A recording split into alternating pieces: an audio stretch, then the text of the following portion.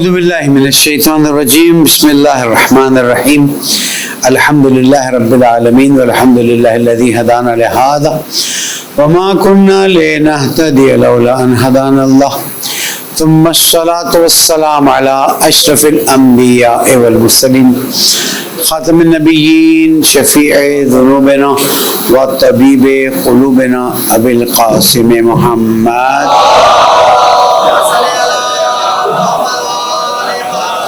وعلى أهل بيته الطيبين الطاهرين المعصومين المظلومين الذين أذهب الله عنهم الرجس وطهرهم تطهيرا.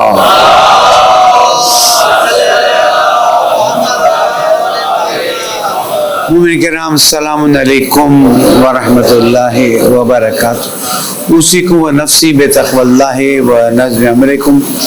پہلے آپ کو پھر آپ سب کو نصیحت کرتا ہوں، درخواست کرتا ہوں، اللہ کی پرواہ کیجیے، اللہ کا احترام کیجیے، اپنے امور کو منظم کیجیے. یہی کامیابی کا راستہ ہے. پالنے والے تیرے حقیر فقیر بندے ہیں، ہمارے گناہوں کو معاف فرما، ہماری پریشانیوں کو دور فرما، ہماری عاقبت بخیر فرما، شب قدر کی بہترین فضیلت عطا فرما دے، امام کے ظہور میں تعجیل فرما. درود پڑھ دے محمد.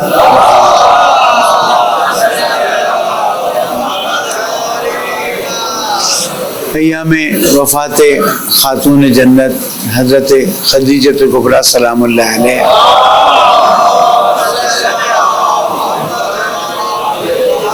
ظاہر ہے یہ وہ خاتون ہے جن کو کائنات کی 4 افضل خواتین میں ایک خاتون قرار دیا گیا، اور جب تک آپ زندہ تھیں، آپ رسول اکرم کی زوجہ کی حیثیت سے تھیں، تب تک رسول اکرم نے کسی اور خاتون سے شادی نہیں کی. اور ایک بہت اہم نقطہ ہے کہ 25 سال جن کے ساتھ حضور اکرم نے گزارے، ان سے کتنی حدیثیں نقل ہو رہی ہیں، اور چند سال لوگوں نے گزارے، ان سے کتنی حدیثیں نقل کی گئی ہیں.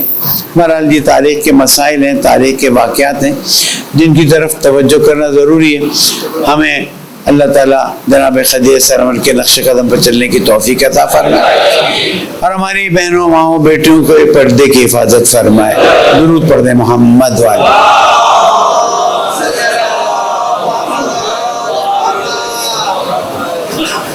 خاتون جنت کی خوبیوں میں سے خوبی یہ تھی کہ وہ بہت زیادہ سخی تھی.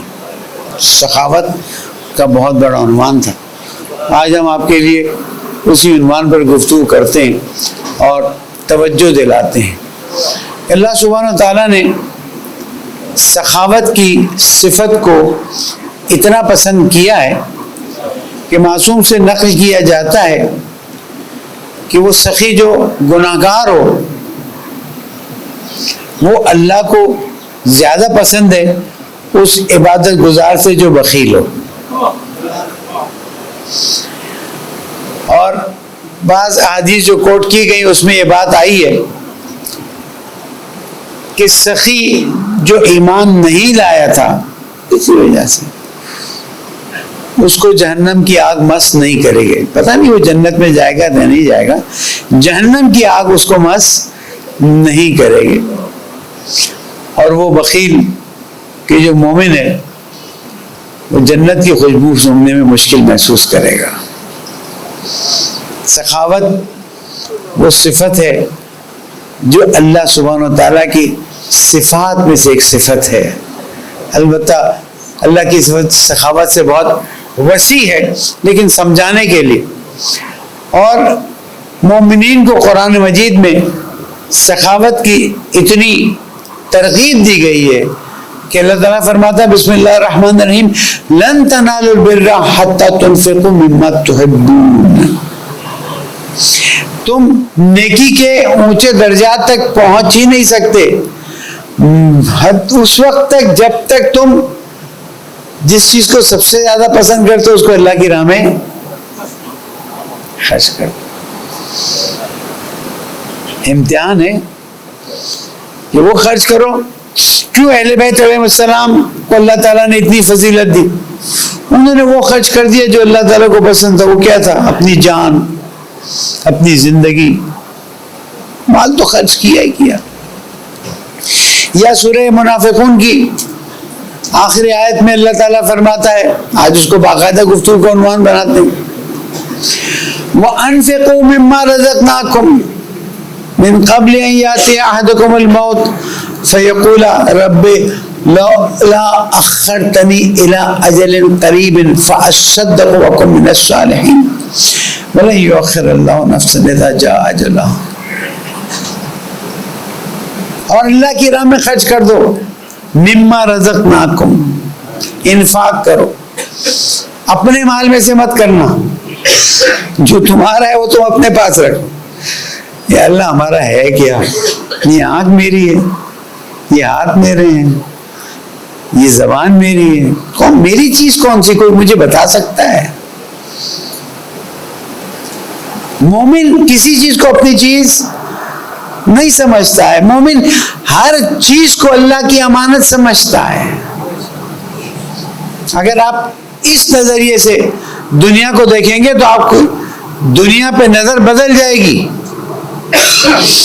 ابھی کیونکہ تربیت اس طرح سے نہیں ہوئی ہے تو ہم اپنی چیز سمجھتے ہیں اور دیتے ہیں کہ اللہ کی راہ میں میں خرچ کر رہا ہوں. میرے الفاظ پر غور کیجئے گا. میں خطبہ دے رہا ہوں, مثلاً اپنے علم کا صدقہ دے رہا ہوں, مثلاً سمجھانے کے لیے. میں لوگوں کو گائیڈ کر رہا ہوں. ظاہر آپ کی مثال تو مجھے دینا اچھا نہیں لگتا. تو اللہ تعالیٰ کہے کہ یہ میں کہاں سے آ گیا تیرا؟ تو نے جو پڑھا تھا اس کی سمجھنے کی عقل کس نے دی تھی؟ اس زمانے میں روزی کہاں سے آتی تھی تیری؟ پھر سوچتے جائیں, آگے بڑھتے جائیں. مومن اہل بیت کا چاہنے والا کسی چیز کو اپنی چیز نہیں سمجھتا, ہر چیز کو اللہ کی امانت سمجھتا ہے. تو جب بدن اللہ کی امانت ہے, زندگی اللہ تعالیٰ کی امانت ہے, ہر چیز اللہ تعالیٰ کی امانت ہے, تو اب اللہ تعالیٰ فرمائے اور دے دو اللہ کی راہ میں من قبل ان یاتی احدکم الموت. عجیب ہے. اس پر ایک عالم دین نے گفتگو کی تھی ایران میں, اس کا نقطہ میں آپ کو پیش کرتا ہوں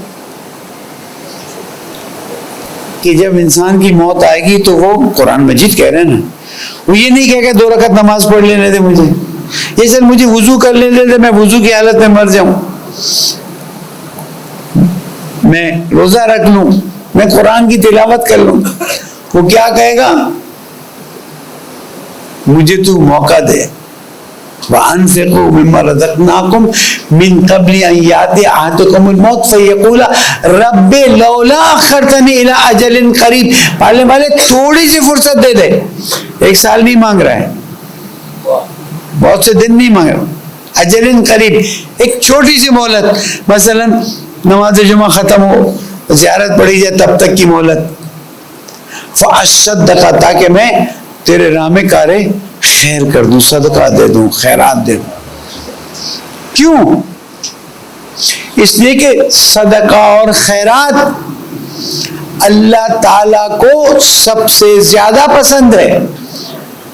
اور جب آپ اللہ تعالیٰ کے کسی مخلوق کی کوئی مشکل حل کرتے ہیں, اللہ سبحانہ و تعالیٰ آپ کی مشکل کو حل کرنا شروع کر دیتا ہے. اصفہان کے بہت مشہور عالم دین ہیں, بازار میں مرکز میں ان کی بہت بڑی مسجد ہے, مقبرہ بھی ان کا وہاں پر ہے. کہتے ہیں نجف میں تھے, بہت ظاہر طالب علم کا زمانہ تھا اور اس زمانے میں مشکلات ہوتی ہیں. الحمدللہ ہم بھی ان شیرین مشکلات سے گزرے ہیں. جب 2000 تومان کل شہریہ ہوتا تھا تو وہ ایک مرتبہ طالب علموں میں گوشت تقسیم کیا گیا. غیر شادی شدہ طالب علموں میں کتنا گوشت دیا گیا ہوگا؟ 1 پاؤ, بہت زیادہ تو آدھا کلو. تو بڑے عرصے بعد وہ خوش گوشت لے کر اپنے مدرسے کے کمرے میں جا رہے تھے کہ چلو بھائی آج عید ہو جائے گی, ہم ایک بڑے عرصے کے بعد گوشت کھائیں گے. یہ جو نیاز کھلاتے ہیں نا آپ لوگ, آپ کو احساس نہیں ہوتا آپ کتنا بڑا کام کر رہے ہیں. برکت اہل بیت علیہ السلام کی. لیکن جو نیاز کھلاتے ہیں نا، اور احترام سے نیاز کھلاتے، اس کی برکت آپ کے تصور میں نہیں ہے۔ اور اگر آپ کسی کے پاس مال دیکھیں تو جان لیں کہ برکت امام حسین علیہ السلام کی ہے۔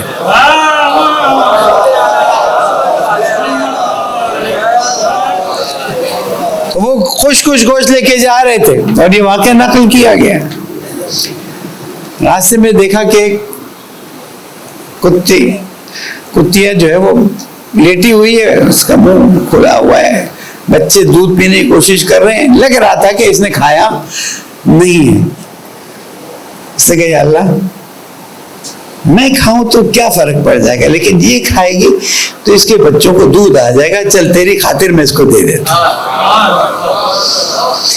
اس لیے کہ آپ کی جو حیثیت ہے اس حساب سے آپ نے دینا ہے۔ میں آگے چل کے بات کرتا ہوں۔ اس نے وہ دے دیا، اور پھر واقعہ طولانی ہے، میرے پاس تو منٹ کے مشکل ہے کہ سنبھل کے بات کرنی ہوتی، ٹائم نہیں ہوتا۔ وہ عالم اللہ تعالیٰ نے ان کو مال دیا، وہ مال دیا کہ انہوں نے اصفہان میں آ کے لوگوں کے مسائل حل کیے، ان کی زندگی کی برکتوں کے واقعات ہیں۔ صرف شیعہ مومن کی بات نہیں ہے، ایک کتیا کو اس نے اللہ تعالیٰ کی خوشنودی کی خاطر گوشت کا تھوڑا سا ٹکڑا جو بھی اس کے پاس تھا اس نے دے دیا، اللہ تعالیٰ نے اس کی زندگی بدل دی۔ عزیزوں، اللہ تعالیٰ فرماتا ہے جو تم اللہ کی راہ میں دیتے ہو نا، شرط ہے دینا تو پھر سیلفی کے لیے مت دینا، دینا تو پھر دل میں خیال مت لانا میری تعریف کرے گا، مجھے پسند کرے گا، دے کے احسان مت کرنا، اپنے نیکی کے کاموں کو احسان جتا کر خرابی میں تبدیل مت کرو۔ تو جب اللہ سبحانہ و تعالیٰ کسی کو مال دیتا ہے، اور یہاں پہ صرف مال کی بات نہیں ہے، ہو سکتا ہے ایک کے پاس مال نہ ہو لیکن اس کے پاس کوئی ہنر ہے، ایک کے پاس ہنر نہیں ہے، وہ کم از کم کسی کی دل جوئی کر سکتا ہے، کسی کی نوکری کا کام کر سکتا ہے۔ آپ کو پتہ ہے واسطے در خیر کتنا بڑا کام ہے، یہ بھی انفاق ہے۔ کیونکہ ایک بڑی تعداد ہمارے یہاں ایسے لوگوں کی آتی جو شاید صاحب استطاعت نہ ہو، تو مولانا ہمارے پاس نہیں، یہ تو اللہ مانتا ہی نہیں ہے، اللہ کے آپ کے پاس نہیں ہے۔ دیکھنا یہ کہ آپ اللہ کے لیے اپنے پاس موجود اللہ کی چیزوں میں سے کتنا نکالنے کے لیے تیار ہے۔ یاد رکھیے گا، اللہ سبحانہ و تعالیٰ دے کے بھی امتحان لیتا ہے اور لے کے بھی امتحان لیتا ہے۔ لے کے امتحان تھوڑا میری نظر میں آسان ہوتا ہے، اس لیے کہ اس میں انسان خود ہی برداشت کر رہا ہوتا ہے۔ جب اللہ دے دیتا ہے نا تب امتحان بہت بڑا ہو جاتا ہے، اس لیے کہ اب ذمہ داری بہت بڑی۔ قرآن مجید سورہ توبہ، الذین یکنزون الذہب والفضة، جو سونے اور چاندی کو اپنے پاس جمع کر کے رکھتے تھے۔ تو کوئی سوچے میرے پاس تو سونا چاندی نہیں ہے، تو بینک اکاؤنٹ تو ہے نا تمہارے پاس، اسٹاک ایکسچینج تو ہے نا تمہارے پاس، تھوڑا ڈھیلا کرو، وہاں سے نکالو نا، وہ پک کے سڑ جائے گا۔ ایک صاحب نے مجھ سے شکایت کی کہ فلاں بینک والے میرے بڑے دوست ہیں، بینک کے مالک، لیکن جب میرے والد کے انتقال ہوا تو میرا سارا بزنس انڈسٹری، ساری بڑی انڈسٹری اللہ نے ان کو برکت دی، وہ والد صاحب کے نام پر تھی۔ تو وہ بینکر صاحب جنازے میں آئے، جنازے پہ واپسی پہ انہوں نے بینک کو فون کر دیا کہ ان کا انتقال ہو گیا، اکاؤنٹ بلاک کر دو۔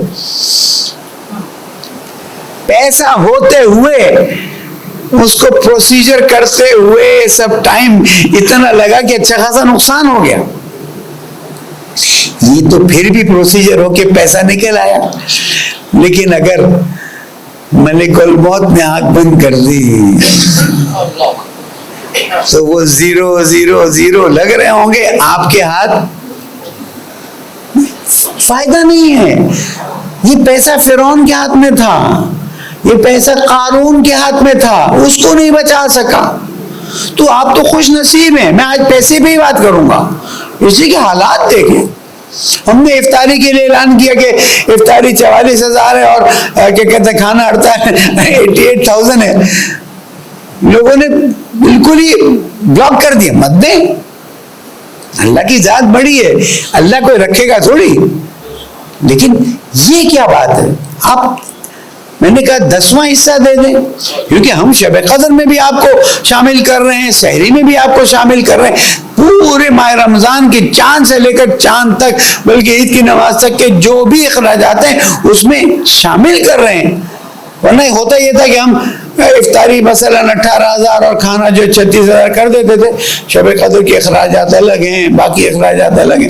ہم نے کہا نہیں، ہماری کمیٹی نے طے کیا کہ سب کو ایک ساتھ ہو جائے. بہرحال میں کسی بھی ٹونٹ نہیں کر رہا، لیکن مت کھینچے ہاتھوں کو، اور یہاں نہیں دیتے کہیں اور دیں، اپنے رشتہ داروں سے دینا شروع کریں. اس لیے کہ سخاوت وہ صفت ہے جو اللہ سبحانہ و تعالیٰ کو پسند ہے، اور سخی کو اللہ سبحانہ و تعالیٰ خود اجر عطا کرے گا. اسی کا معصوم فرماتے ہیں کہ جب کبھی کوئی شخص کسی کو اللہ خود تعالیٰ کی خوشنودی کی خاطر مدد کرتا ہے یا مال دیتا ہے، تو وہ اس کے ہاتھ میں نہیں دے رہا ہے، جو مانگ رہا ہے وہ اللہ تعالیٰ کے ہاتھ میں دے رہا ہے. لیکن کیا کریں، بعض مرتبہ شیطان آتا ہے.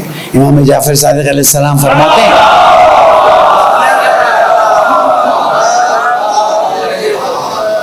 کہ جب کسی نیکی کا ارادہ کرو، خاص کر مالی نیکی کا ارادہ کرو، فوراً انجام دے دو. کیا ہے؟ فوراً انجام دے دو. کیونکہ جب تم دیر کرو گے، اور اب بیان میرا ہے، اور جب تک تمہاری جیب میں ہاتھ جائے گا، نیت تمہارے 5,000 کی تھی، آخری میں 500 کا نوٹ نکلے گا. ہوتا ہے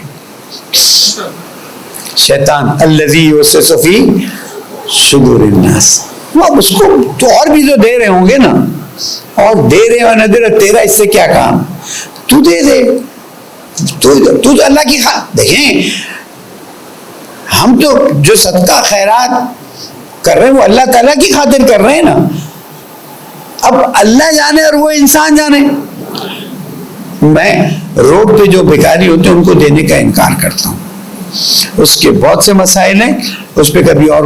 لیکن خاص کر قرآن مجید میں اللہ تعالیٰ فرماتا ہے، جس کو میں اپنے الفاظ میں بیان کروں، ایسے وائٹ کالر لوگ ہیں جو اپنی خودداری کی وجہ سے محسوس نہیں ہونے دیتے ہیں. ہنر یہ ہے وہاں تک پہنچے، اور ایسے پہنچے کہ اس پر احسان نہ جتایا جائے، اس کی عزت.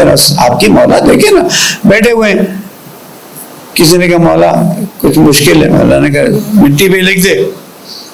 مٹی پہ لکھ کے مولا نے اس کو مٹا دیا.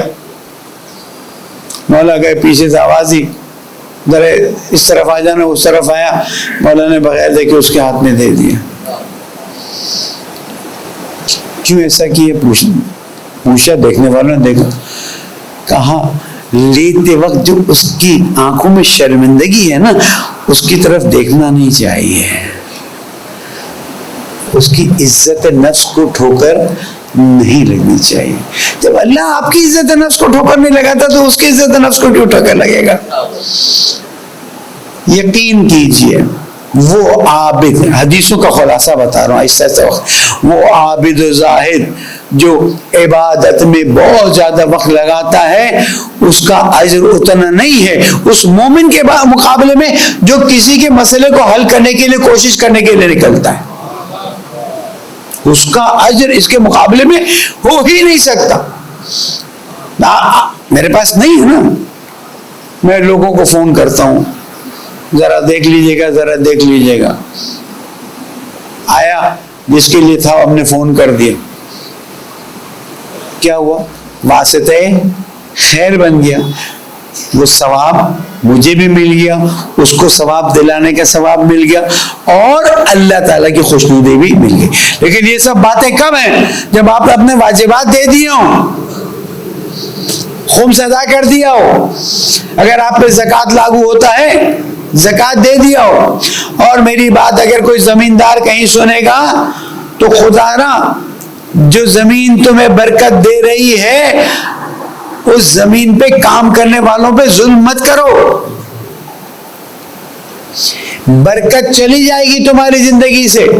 اس لیے کہ معصوم سے قول نقل کیا گیا ہے کہ جب انسان نیکی میں پیسہ خرچ نہیں کرتا ہے تو پھر کوئی نہ کوئی ایسی صورت پیدا ہو جاتی ہے کہ برائی میں خرچ کرنا پڑ جاتا ہے اور اس سے کئی گنا نکل جاتا ہے.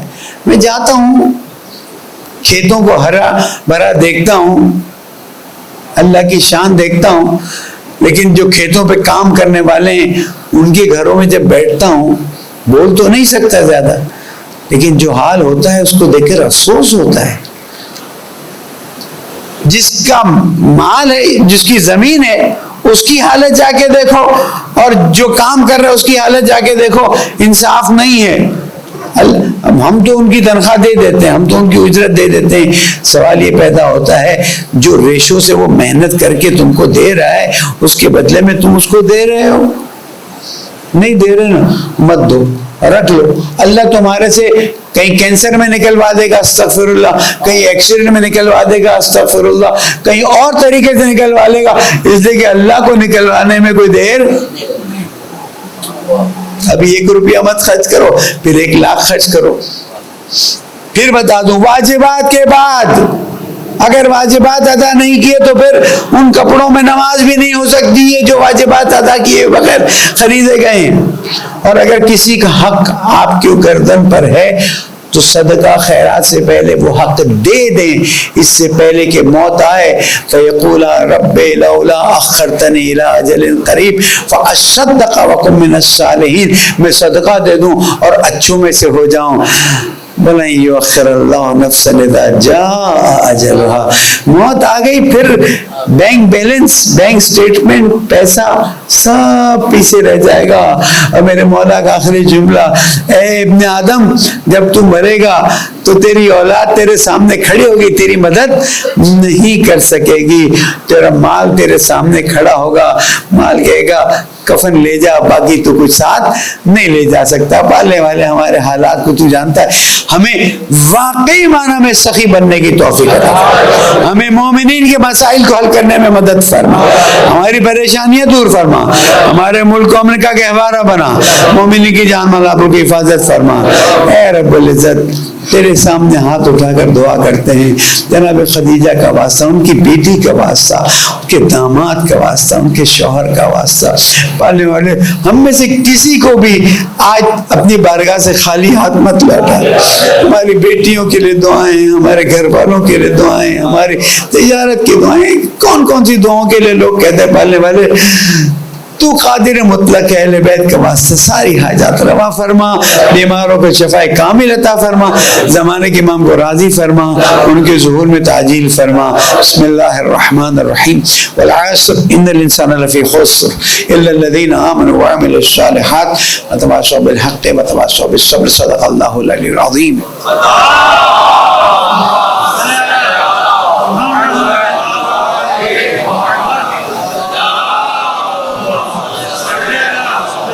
اختیار کیجئے کہ یہی کامیابی کا راستہ ہے. وقت کم ہے, کچھ چیزیں عرض کرتا چلوں. ایک تو یہ پیٹ کی بیماری بہت شدت اختیار کر گئی.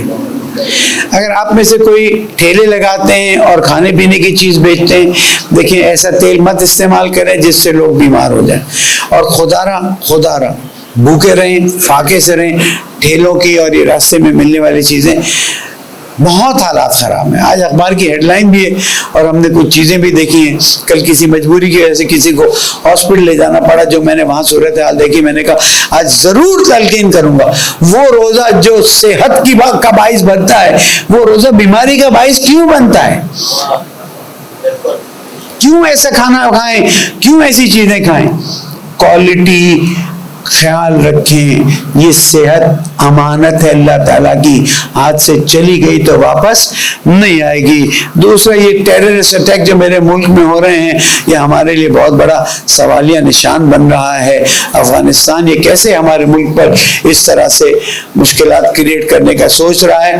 ہم ذمہ داروں سے کہتے ہیں کہ اس ملک کے خلاف ہونے والی ہر سازش کا مقابلہ کریں, اور اس مقابلے میں ہم آپ کے ساتھ ہیں.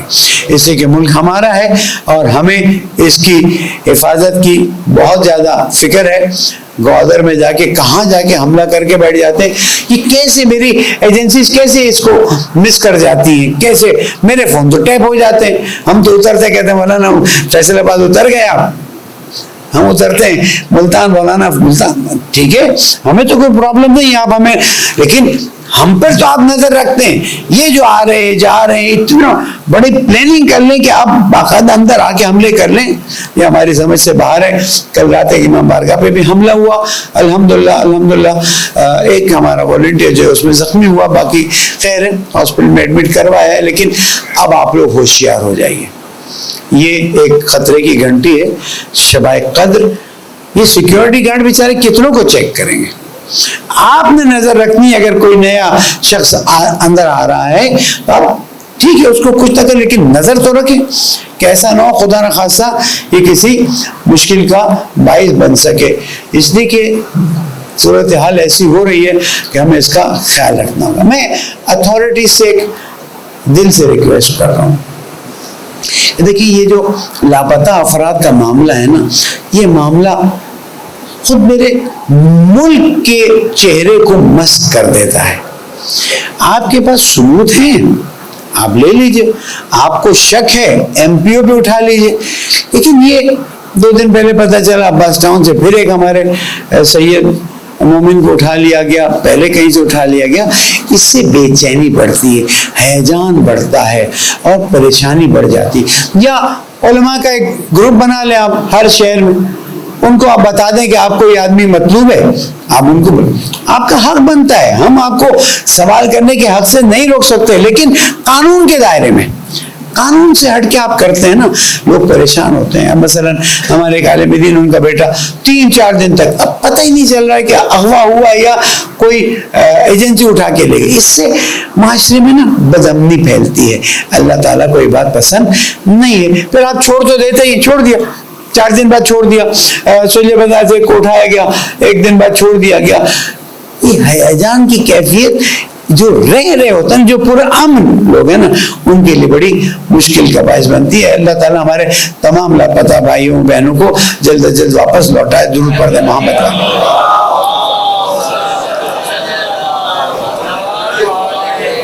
بس عزیزوں, فلسطین کے مسئلے پر سیریسلی آواز اٹھائیے, جو سوشل میڈیا پہ آواز اٹھا سکتے ہیں. ابھی ٹویٹر بند ہے, وہ دیکھا جائے گا کیا ہوتا ہے. ہم حکومت سے ایک تقاضا کرتے ہیں, تقاضا یہ ہے کہ کوئی راستہ نکالا جائے اور فلسطینیوں کی مدد کی جائے. پاکستانی عوام بہت سخی ہے, اور کراچی کے بارے میں تو جہاں میں جاتا ہوں پنجاب کے بھی یہی کہتے ہیں, کراچی کے لوگ جتنے سخی ہیں کتنے کہیں نہیں ہیں. اور اللہ کا شکر ہے ہم اس شہر سے تعلق رکھتے ہیں جس شہر سے لوگ ہزاروں نہیں, لاکھوں نہیں, کروڑوں نہیں, کسی نے تو 31 ارب ڈالر کی فگر دی ہے. مجھے نہیں معلوم کہ کراچی سے سالانہ چیریٹی ہوتی ہے. 21 ارب ڈالر نہیں تو 21 ارب روپیہ تو ہوگا, یہ تو مجھے اطمینان ہے. تو میں آپ لوگوں کو خوشخبری دیتا ہوں کہ آپ اس شہر سے ہیں کہ جہاں پر کوڑے سے بھی لوگ اپنی روزی نکال کر کماتے ہیں, لیکن آپ اپنی جیبوں سے مال نکالیے, اپنے رشتہ داروں کی مدد کیجیے, اپنے جاننے والوں کی مدد کیجیے. یہ مال آپ کا نہیں ہے, یہ مال آپ کے پاس صرف امانت ہے. جیسے بینک کا کیشیئر ہوتا ہے, اس طرح آپ اور میں کیشیئر ہیں کہ اللہ نے ایک طرف سے دیا, ایک طرف آپ نے اللہ کے چیک. بھائی کوئی مومن ضرورت مند ہے تو اللہ کا چیک آیا ہوا ہے نا آپ کے پاس, اب یہ بھی سمجھا سکتا ہوں اور کیا کر سکتا ہوں. اس چیک کو کیش نہیں کروایا تو اس چیک کے باؤنس ہونے پہ مالک کے اکاؤنٹ آ کے آپ سے اپنے پیسے لے جائے گا. پھر مت روئیے گا, پریشانیاں بہت ہیں, مشکلات بہت ہیں. بجلی کے بل کہاں پہنچ رہے ہیں, گیس کے بل کہاں پہنچ رہے ہیں, لوگ کھانا کھائیں, بچوں کی فیس دیں. وہ بینک اکاؤنٹس کو اللہ کی راہ میں اتنے خالی کر دیں کہ جتنے اللہ کو پسند ہو, آپ کو ہو کہ اللہ کو اچھا لگے گا. بدلہ اللہ تعالیٰ نے کہا میں ایک کے بدلے 700 گنا دوں گا. وعدہ قرآن کا ہے. اور ساتھ ساتھ عرض کرتا چلوں کہ جہاں جہاں افطاریاں ہو رہی ہیں جا کے وہاں پر خدمت کیجیے, تعاون کیجیے, پیسہ بھی دیجیے, خدمت بھی کیجیے. اس لیے کہ یہ خدمت آپ کے تکبر کو توڑتا ہے، اور اللہ تعالیٰ کو یہ بہت پسند آتا ہے۔ اور بھی بہت باتیں، وقت نکل گیا پڑھنے والے۔ دعاؤں کو قبول فرما، شب قدر کی فضیلت عطا فرما۔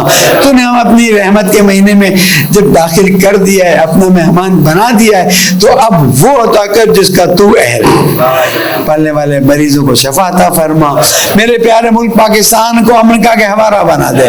اے رب العزت، دنیا میں جہاں جہاں مومنین ان کی جان مال آبرو کی حفاظت فرما، فلسطینیوں کے مسائل کو حل فرما۔ پالنے والے تجھے محمد و آل محمد کا واسطہ ہماری نوجوان نسل کی اصلاح فرما دے۔ پالنے والے علیکم السلام، ہماری دعاؤں کو قبول فرما۔ ہمارے ان روزوں کو، پتہ نہیں ہم روزہ کہنے کے قابل سمجھتے نہیں سمجھتے، ان نمازوں کو تو قبول کرنے والا ہے، ان کو قبول فرما۔ سحر و افطار میں مانگی گئی دعاؤں کو قبول فرما، عاقبت بخیر فرما، زمانے کے امام کو راضی فرما، ان کے ظہور میں تعجیل فرما۔ بسم اللہ الرحمن الرحیم۔ اذا جاء نصر اللہ والفتح ورأيت الناس يدخلون في دين الله افواجا فسبح بحمد ربك واستغفره انه كان توابا۔ صدق اللہ العلی العظیم۔